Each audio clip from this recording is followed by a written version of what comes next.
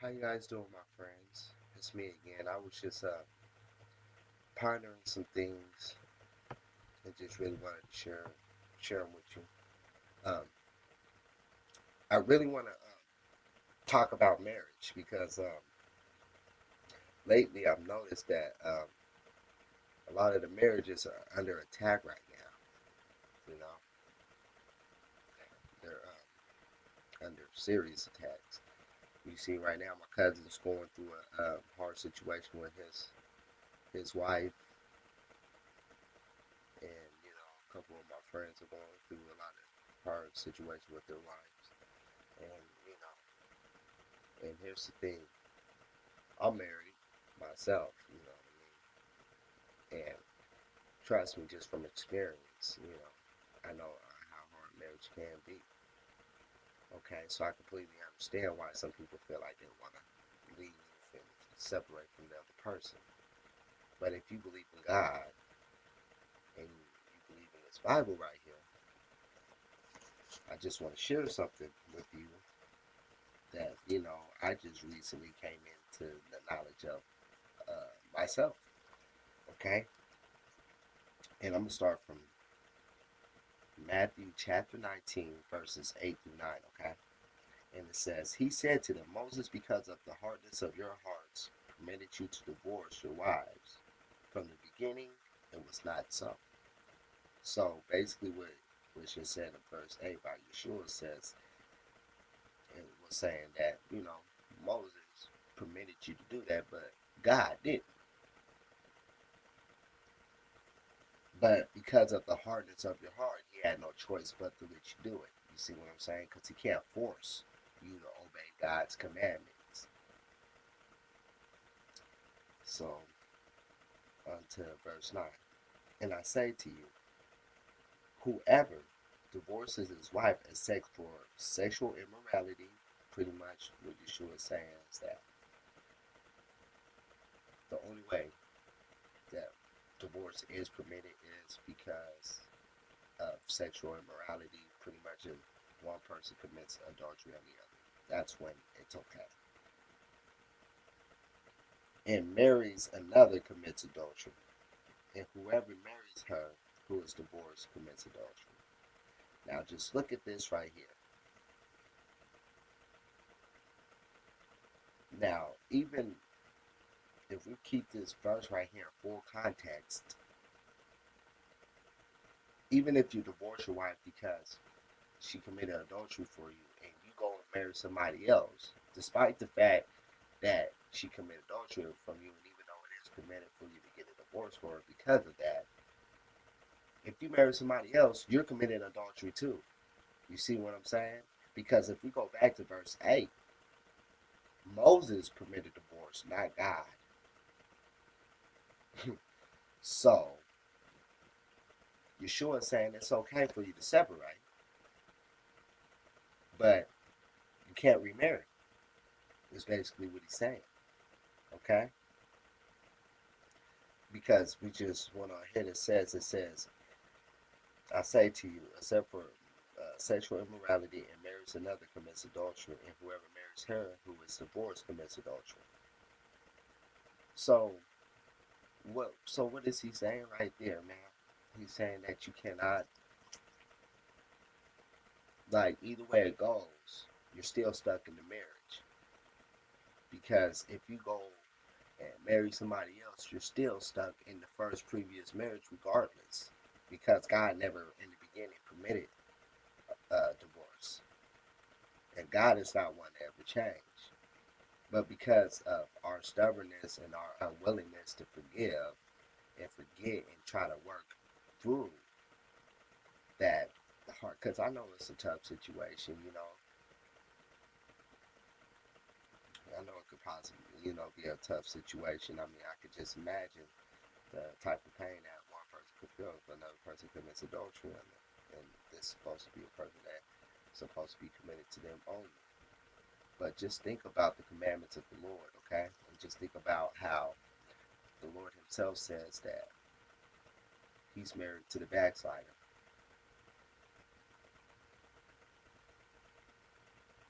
And then also think about the other things that the Lord said, where He pretty much said that if you break one of the commandments, you broke them all.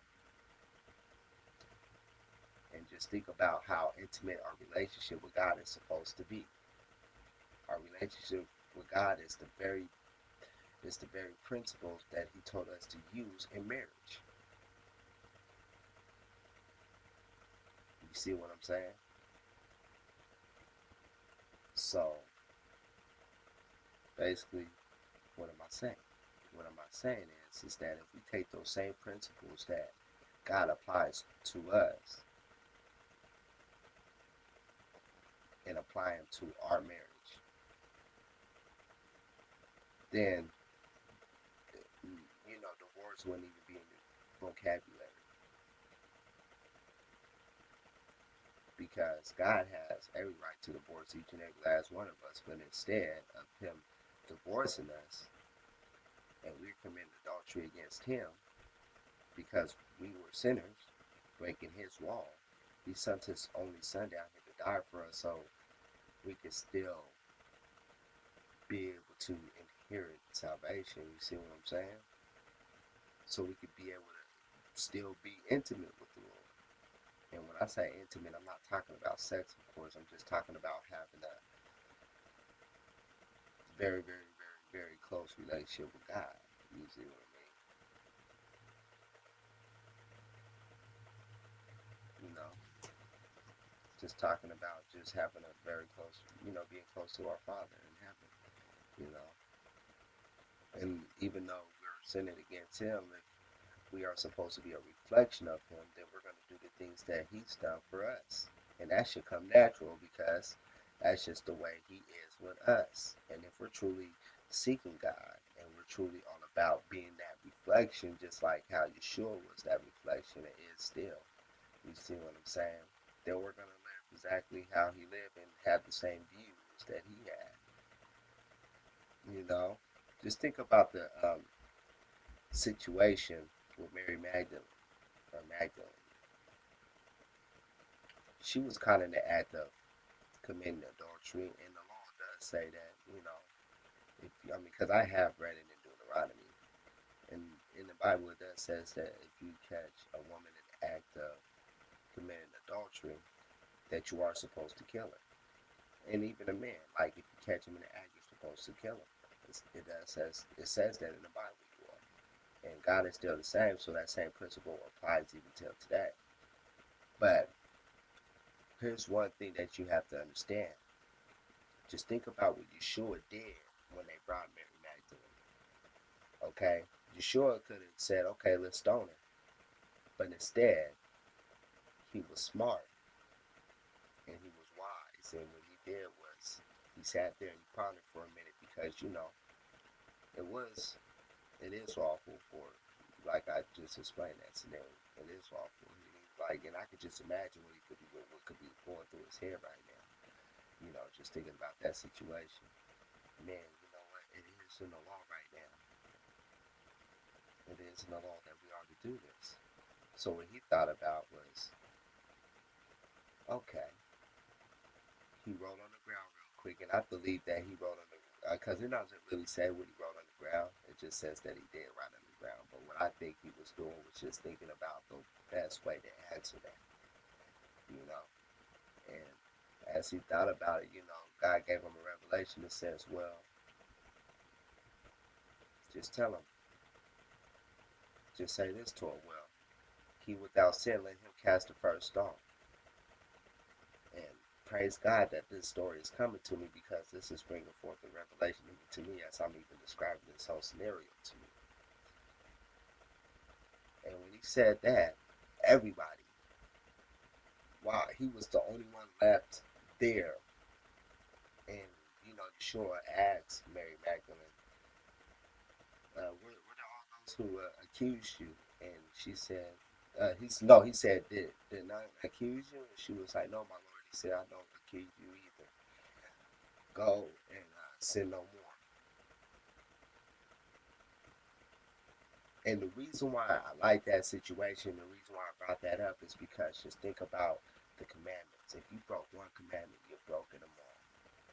So, in other words, when you are sinning, you are committing adultery against God. So, what right do you have to stone this person or to kill this person?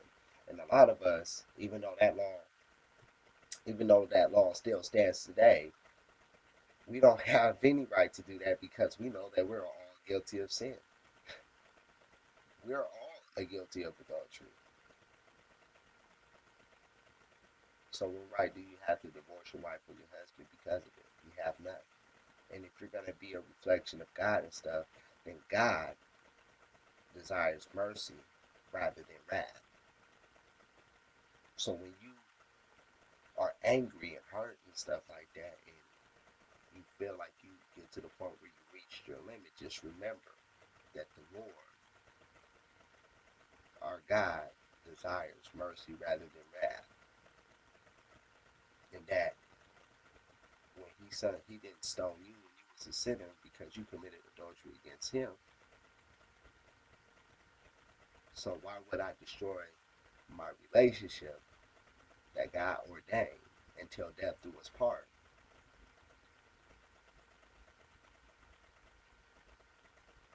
because of my anger and my wrath, and God didn't display that same wrath with me. Remember also another thing that Yeshua also told us about judgment and judging other people. He says, judge so you won't be judged. For if you do judge, just remember that the same measure that you judge will be judged. You will be judged in the same measure, double fold.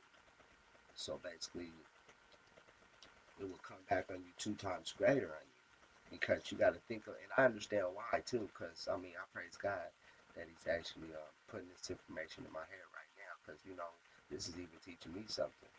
Okay, just think about this. If you broke one commandment, you broke them all. And just imagine what the Lord's going to say if you choose to go that route. He's going to say to you, well, my child, you divorced your husband and he was completely sorry, or you divorced your wife and she was completely sorry for what you did. You see what I'm saying? I mean, and then you separated, and that's not the sin right there, it's the separation. It's what you did after the separation, because people that are married always tend to get a divorce and then they always tend to marry somebody else. You see what I mean? So it's like God could just throw that same thing right back at you during Judgment Day. To say, okay, this woman, I know what she did was wrong, and she's not right about that, and I understand exactly how you feel. But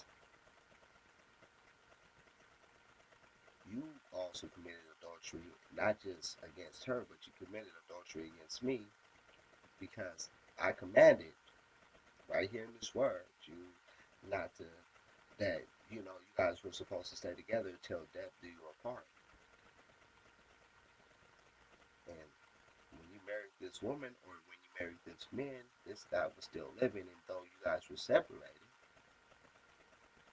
you guys still made a vow that you guys were going to remain brother flesh until death do you apart, not sexual immorality.